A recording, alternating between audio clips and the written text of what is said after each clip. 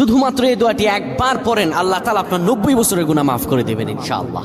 আপনার 90 বছরের গুনাহ মাফ হয়ে যাবে যদি মাত্র এই দোয়াটি যদি একবার পড়তে পারেন। আপনার ভাগ্য খুলে যাবে, রিজিকে বরকত আসবে, মনের ন্যাক আশা পূরণ হবে, আল্লাহ আপনার সব দোয়া কবুল করে দিবেন। সুবহানাল্লাহি ওয়া বিহামদি।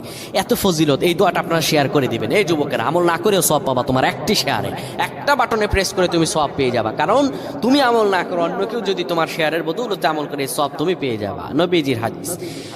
আমার ভাইয়েরা, আল্লাহর কাছে দোয়া করা, আল্লাহর কাছে দোয়া চাওয়া, এটি হলো মুমিনদের কাজ। আমার আল্লাহ বান্দাকে বলেন, বান্দারে উদউনি আস্তাজিব লাকুম, আমার কাছে চাও, আমার কাছে চাইলে আমি আল্লাহ তোমাকে দিয়ে দিব।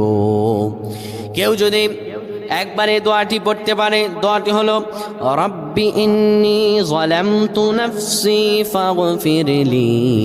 কেউ যদি এই দোয়াটা একবার পড়তে পারে, আমার আল্লাহ তাআলা তার 90